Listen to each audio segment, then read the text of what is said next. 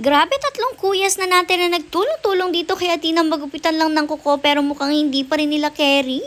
For today nga, si Athena na naman ang isasalang natin sa ating grooming session. Tuwan-tuwa naman ang bata nung palalabasan ni siya kasi syempre akala niya nga talaga ay may ganap sa kanya for today na i-enjoy niya. Tingnan nyo talagang dire-diretso nga siya palabas dyan, excited talagang hinintay pa nga tayo dito sa may pinto para itanong ko ano daw ba yung gagawin niya for today. Pero ang hindi niya alam, Diyos ko, siya ay gugupitan ng kuko today at alam nyo ba yun talaga ang isa sa mga pinakaayaw nitong si Athena. Naaalala ko nga noon sobrang tindi ng pagkawala niya makita pa nga lang niya yung panggupit ng kuko, ganun po niya kaayaw yung mga pag-groom na ganun. Maya-maya pa lumabas na nga ang mommy niya tapos sinasalubong pa nga siya nitong si Athena, o diba happy-happy pa siya dyan. Pero nung ma-realize nga niya na siya igugupitan ng kuko dahil nakita nga niya mismo yung panggupit ng kuko na hawak ni Mother, Diyos ko, talagang nagmumukmuk na siya dyan at talagang nag-howling-howling at nag-iimik-imik na rin. Yung pagsilip pa nga siya dyan sa labas, akala mo naman talaga ay makakalabas siya, pero hindi naman kasi nga today ay gugupitan natin siya ng kuko. Nag-umpisa naman na maloko si Athena nung paakyatin nga siya ni Mother dito tapos hawakan ni Mother mismo yung paa niya kasi gets na nga agad ni Athena yung gagawin sa kanya. Kaya naman kada lapit sa kanya ni Mother talagang for the run nga siya at hindi siya magpahula dito kay Mother. Pero may panguuto pa nga yan, no, kasi mismo lumalapit pa siya kay Mother tapos saka nga siya tatakbong ganyan. Eto nga, pakinggan niyo ang pagreklamo ni Athena dahil alam na nga niya yung gagawin sa kanya.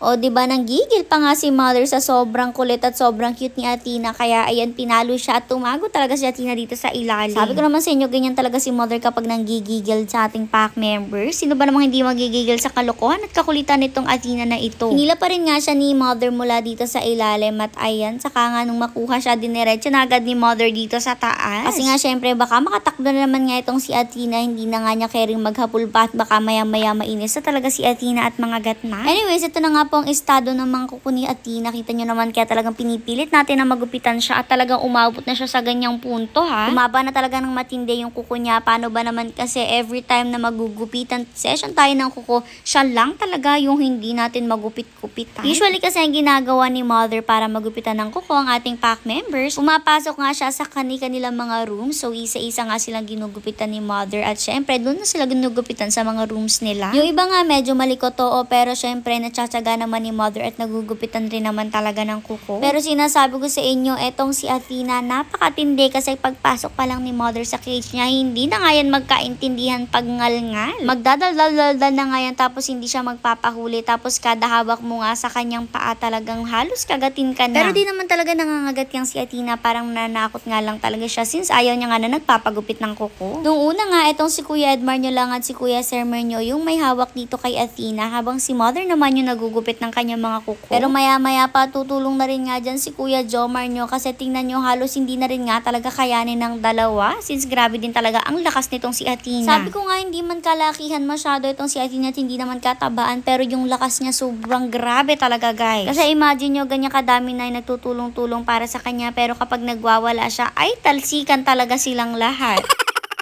Mostly rin talaga dito nga lang sila kay Athena nagtutulong-tulong at saka kay Dos, since silang dalawa talaga yung madalas ayaw magpagupit ng kuko. Kapag naman kasi nagwawalang ganyan, hindi naman nila pinipigilan masyado si Athena kasi nga syempre baka naman siya ay mabalian. Kumbaga yung hawak ng mga kuyas natin parang alalay nga lang para hindi sila masyadong pigil na pigil. Kapag kasi talaga masyado mong pinigilan at hinigpitan yung hawak sa mga fur babies, mas may tendency nga po sila na mas magwala since nararamdaman nga nila yung pagkapigil nyo or minsan talaga uncomfortable para sa kanila yung madiin ng hawak. Anyways, after naman nga gupitan lahat ng mga kuko niya, ito nga si Mother, kumuha na nga siya ng cotton buds tapos alcohol. Alam nyo naman na ito talaga yung palagi natin ginagawa sa ating pack members, ang paglilinis ng kanilang tenga. Sa mga doggies, guys, mahalaga po na nalilinis natin palagi yung kanilang mga tenga kasi yes po, opo, although may mga nakakover na balahibo dyan sa tenga nila ay nagdudumi rin po yan. Madali lang na malinisan yung pinakalabas niya, guys. Kukuha lang nga kayo ng basang cloth tapos saka nyo pupunas-punas.